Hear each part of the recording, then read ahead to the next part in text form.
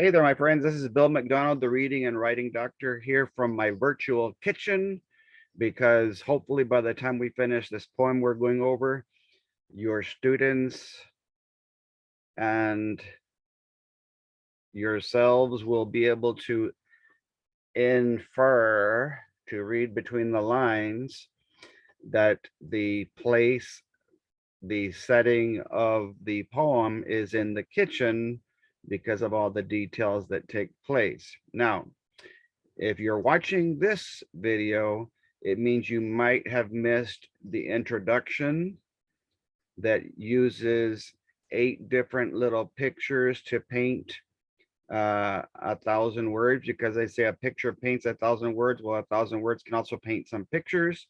So I came up with 8 little different quick drawings that your students can do to help them connect to each stanza of a poem. Now, remember what we talked about in one of my videos.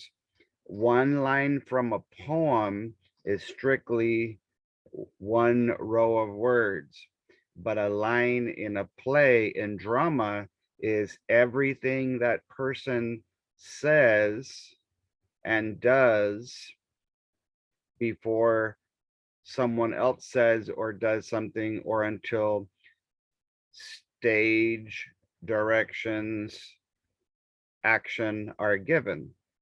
The second video that I posted asked why you can infer that the speaker enjoys eating popcorn. And the question that was based on from the test uh, this past May, being able to show why something happened. Well, if you think of it this way, if this is your effect and they're asking you the why, they're basically asking your students for the cause. Because of this specific line or detail, transition, this line or detail is the effect that the speaker enjoys popcorn. So if you're watching this video before watching those other two, you might scroll down my page and check out those and look into those before, because that one only got 47%. The one that we're going to go over today got even less. All they have to do is look at 4 lines in an entire poem. So if you're going to decide which questions to answer, helping your struggling readers and writers get the best possible chance of a good score, then show them, model for them how to find the questions that require only a limited amount of reading, such as one line or one phrase or one sentence, a couple of sentences. So the cool thing about this question is everything that's being asked about is inside a box. So all your students have to do is look inside that box. And in this case, they won't even have to go outside the box to the poem to try and figure anything else out. So this one's going to be based on the senses. So I would suggest that you get a Mr. Potato Head for $6, $7 at Walmart, because if you're allowed to see something, you could plug in his eyes, smelling his nose, tasting his mouth, speaking his mouth, but we would draw some little quotation marks. Hearing sounds would be the ears, and touching something could be fingers. And for some reason, less than half of the students were able to do what was called draw a conclusion. If this is the introduction, then these would be the body and this would be the conclusion. Even poems and plays have a beginning, middle, and introduction, body, and a conclusion. So let's see some strategies on this. This video is for all of you who are joining the 30%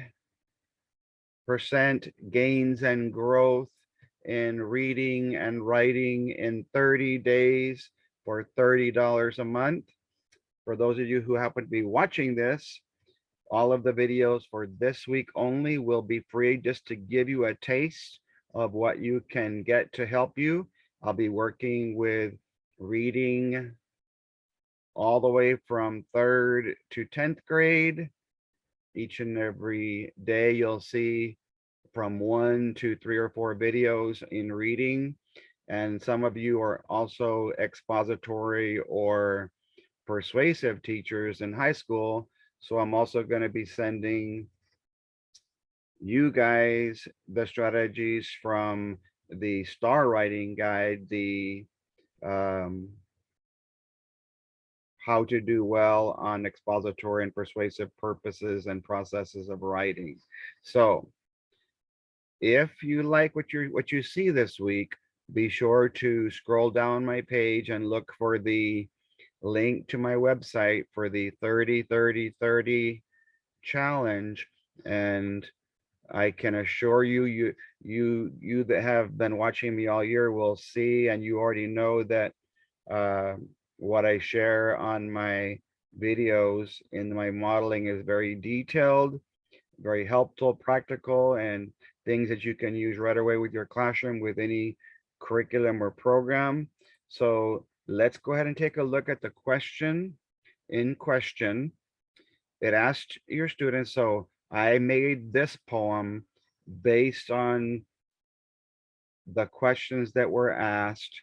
And so my concern is, if 3rd graders went into 4th grade where not even half of the students could infer 4 lines on a poem and be able to decide what the subject of the poem was painting a picture of, then I would highly suggest that if you're a 4th grade teacher, and perhaps even a 5th grade teacher, if you're working on imagery, this is a great poem to teach with your students, especially if you have 5th or 4th graders functioning on a 3rd or a 4th grade ability level.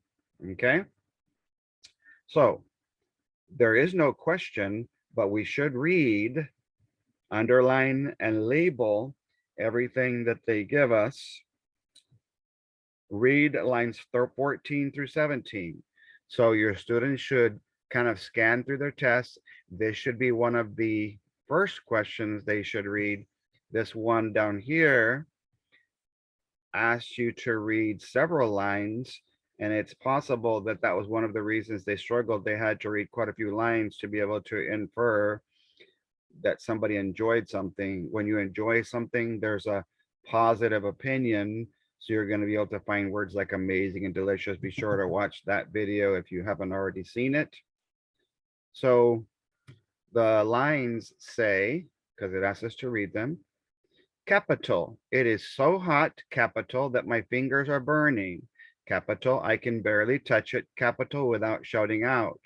And the reason I put capital letters there is because in the poems that they gave 3rd grade, every line began with a capital, even though it wasn't a complete thought. That bothers me a little bit because it throws your students off on grammatical errors called capitalization and punctuation, because it doesn't make sense to have them see incorrect capitalization and no punctuation in the poem. But one of the things in free verse, your rules pretty much go out the window in terms of grammar. And I would suggest, if you're going to have your kids write a poem about something, about some topic, you might have them follow at least the grammar rules, even though they don't have to follow the rules, because it's free verse. They won't have to have any meter, and they won't have to have any rhyming in this case. So these lines help the reader picture the way the popcorn, and the reason I drew a little circle, the circle, the little stick man is the subject of the sentence. The subject is often a noun in terms of a person, a place, a thing, or an idea. And popcorn is a thing. So let's see. Because of each line, and I labeled each line, labeled the stick man, taste. Line 14, I have a little check because popcorn can taste hot, but when you have your fingers burning, barely touching it without shouting out, cause and effect relationship between 16 and 17, it doesn't sound like it's even gotten into the mouth of the speaker of the poem yet. So since only one, and I even drew the little sizzling hot, it doesn't sound like it's being eaten yet. So I would eliminate letter A because my fingers don't burn based on taste, and my when I touch it, it doesn't have to, it wasn't with my tongue because it didn't say that there. Letter B, looks. So the sense of sight. Drew some little eyeballs. Could I see my fingers burning? Possibly if they're red, but it doesn't say that. Could it look hot in the bowl? You could possibly see the steam coming up, but barely touching it and shouting out, since looking doesn't have to do with touching and screaming. Half of those lines don't really have anything to do with how the popcorn looks. So I would eliminate it based on line 16 and 17. Line 14, feels, the touch. Could it feel hot? Yes. Could your fingers be burning because it of the way it feels? Yes. Could you barely touch it because of the way it feels? Yes. Cause and effect. If you look up here for a second, every action has an equal and opposite reaction. And the same way A comes before R in the alphabet, actions come before reactions, and cause comes before effect in the alphabet, and the order that things happen. What happened first? I touch it, the cause, and I end up shouting out effect. So since line 16 caused line 17 to happen, you can see how those two lines relate to the sense of, because of the way it felt, it caused the speaker to shout out. So I think that's going to be the one, but let's check letter D to see what the problem is. Sounds. Can something sound hot? Well, I can imagine that automatopoeia, you could hear sizzling in the microwave, but it says it's hot. So it wasn't about popping, because kids will say, oh yeah, popcorn pops, it makes that noise inside the microwave. Well, it didn't say that. Fingers burning. I don't think we're gonna be able to put our fingers to our ear and hear burning. I can barely touch it. I don't think that's a sound, that's a touch. Shouting out, that's the only line really where I would hear a sound, but in that case, the subject is the speaker shouting. I don't think the popcorn is going to shout because that would be personification. And there's nothing here about popcorn doing something that a human could do, shouting or screaming, or popcorn can jump around inside of a bag, but none of that is mentioned. So I'm going to suggest that we eliminate that one as well.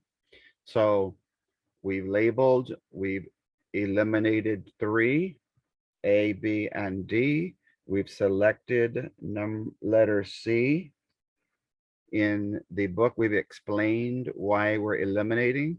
We've shown why we selected. And so all of these things that we're doing here in the book would also be the way that you might submit your answer on the computer response. Just if your kids are allowed to at least label, you might have them select the C because they're allowed to. And if they can annotate, have them put a little C here. And then because the testing portion might be, in other words, the questions might be in a separate location as the bubbling. I haven't seen the test myself. You might make sure that the kids mark 3C, and if the bubbles are right there, great, then they're already done. But if it's on a separate page, then they would have to be careful that 3C in the test matches their 3C over in the answer document portion. So that's a way to do a question involving the census.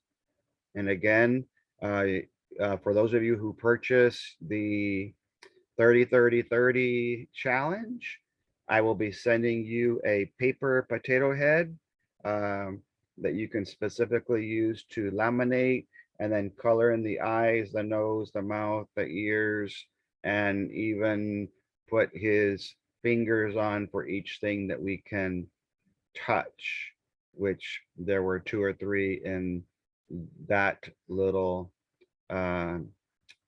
stanza of the poem. So thank you so much for watching the video. Our next video will be another question from this same poem, and I'll keep doing this poem until we finish it. Then we'll work on another genre. We have informational text that we'll be going over the next couple months, persuasive, some argumentative, some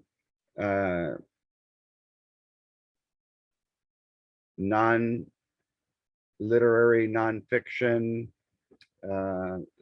some play. So by the time that we get to the test, hopefully your students will have practice with the help of the passages that I give you and the strategies that I share, especially based on the most difficult types of questions from 3rd through 10th grade, how to do better and remember strategies forever, not just for a few minutes or a few hours, or even possibly days. So share or tag your reading teacher friends, especially if you're working on imagery setting or senses right now, because that was basically what that question was about. You guys take care and God bless.